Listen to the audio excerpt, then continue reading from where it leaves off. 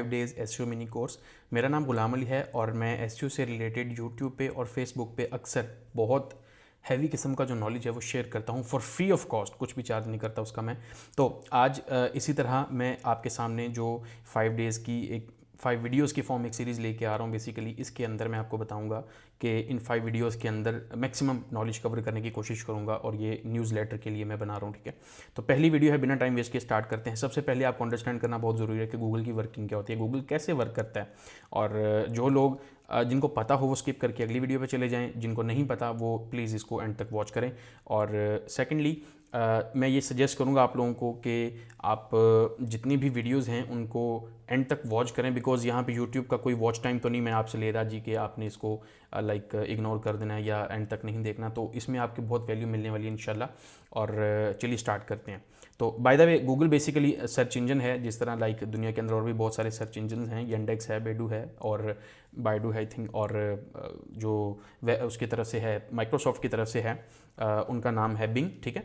तो हम गूगल में इसलिए काम करते हैं कि 90% मार्केट शेयर जो है वो सर्च का वो गूगल के पास है। 9 बिलियन या 8 billion queries per day Google के अंदर सर्च होती हैं, जो तकरीबन खरबों में बनती हैं। सो हम गूगल पे इसलिए काम करेंगे। ओके, तो स्टार्ट करते हैं गूगल की वर्किंग से। तो गूगल वर्क कैसे करता है ये अंडरस्टैंड अगर आपको हो जाए कि गूगल की वर्किंग क्या है, तो आपको बहुत आसानी से पता चल जाएगा कि एसईओ है क्या, एसईओ को कैसे आपने यूज़ करना, और आपकी अगर बेस स्ट्रॉन्ग है तो बाकी सारी चीज़ें आपके लिए आसान हो जाएंगी। तो सबसे पहला स्टेप ये होता है कि आप सपोज कर लें आप गूगल पर जाकर अपनी कोई भी अगर वेबसाइट है आपके पास, अगर मैं इमेजिन कर रहा हूँ कि आपके पास अपनी एक वेबसाइट हो इस टाइम पे, ठीक है, तो उसकी आपको अंडरस्टैंडिंग करवाने के लिए बहुत ज़रूरी है कि हम एक साइट की एग्जांपल ले लें। तो सर्च सपोज कर लें मैं यहाँ पे सर्च करता हूँ बेस्ट लैपटॉप्स, और इस एग्जांपल को लेते हुए मैं आपको समझाने की कोशिश करता हूँ कि गूगल वर्क कैसे करता है।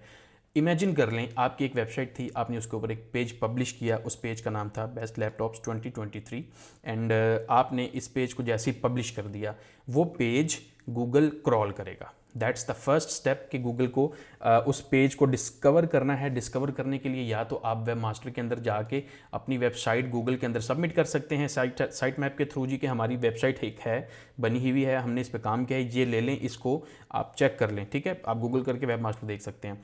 और या फिर आप उसको छोड़ दें तो गूगल ऑटोमेटिकली भी इंडेक्स कर लेता है, बट कोशिश करें वेब मास्टर को यूज़ करें ताकि आपकी साइट जल्दी इंडेक्स हो सके, अच्छा जल्दी डिस्कवर हो सके। अभी अगले पार्ट पे नहीं जाना हमने। सो पहला स्टेप ये हो गया कि गूगल की जो पहली जो चीज़ है जो गूगल करता है आपकी वेबसाइट के साथ होती है क्रॉलिंग। क्रॉलिंग के अंदर गूगल आपके पेज को डिस्कवर करके जितना डाटा होता है आपकी साइट के ऊपर, फॉर एग्जांपल उस पेज के ऊपर या जितने भी पेजेस हैं आपके, टेक्स्ट, इमेजेस या अगर वीडियोस भी हैं, तो उन सबको डाउनलोड कर लेता है अपने पास। डाउनलोड करने के बाद गूगल का पहला जो स्टेप है वो कंप्लीट हो जाता है, जिसके अंदर उसने क्रॉल किया होता है। तो क्रॉल बेसिकली वो डिफरेंट सॉफ्टवेयर उनके हैं जिनको वो क्रॉलर्स का नाम देता है, स्पाइडर्स का नाम देता है, ठीक है। तो ये एल्गोरिदम्स हैं उनके जो स्पेसिफिकली ये काम करते हैं कि इंटरनेट के ऊपर जाके डाटा को तलाश करते हैं, ठीक हो गया।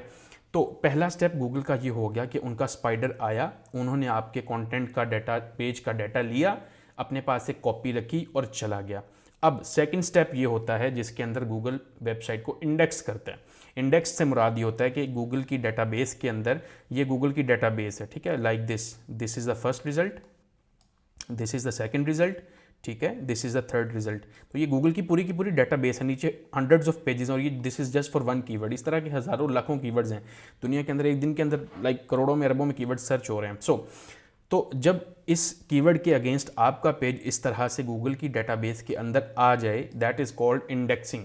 इंडेक्सिंग का प्रोसेस क्या होता है? जब क्रॉलिंग के बाद आपका डाटा गूगल अपने पास ले लेता है तो गूगल उसको एनालाइज करता है। जो भी टेक्स्ट, इमेज, वीडियोस होंगी उनको एनालाइज करेगा।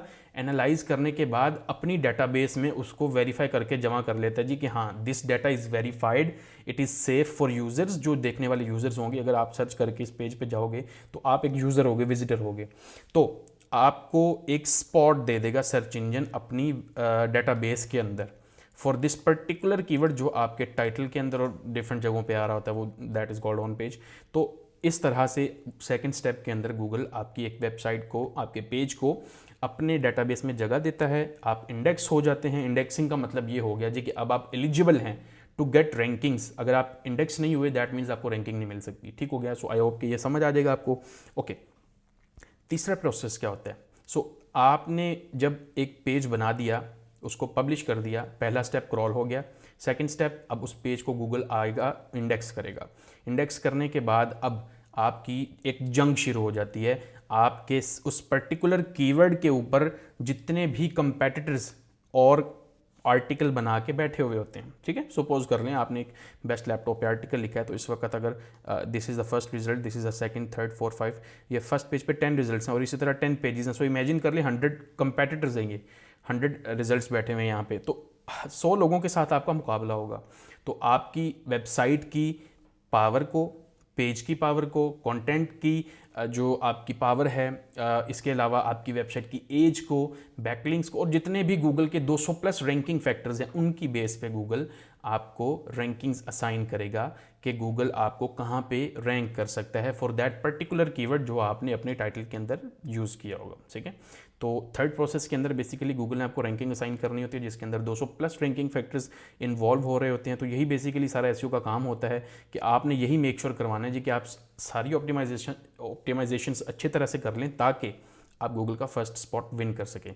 So that is all for how Google works. अब हम अगली चीज़ों पर जाएंगे जी कि गूगल को ये चीज़ें करने के लिए क्या क्या चीज़ें रिक्वायर्ड होती हैं और आपको as a search engine optimizer अपनी वेबसाइट को कैसे क्या क्या चीज़ें परफॉर्म करके देनी होती हैं गूगल को, ताकि आप ये अपनी तरफ से मेक श्योर कर लें जी हमने सारा काम ठीक कर दिया है, अब गूगल जाने, हमारी वेबसाइट जाने, और जैसे जैसे आपकी site Aahista Aahista Aahista Aahista power up होती जाती है, जिस तरह एक नया बच्चा जो पैदा होता है वो आहिस्ता आहिस्ता आहिस्ता आहिस्ता ग्रो करता है, ठीक है, डे बाय डे, वो चलते ही भाग नहीं सकता।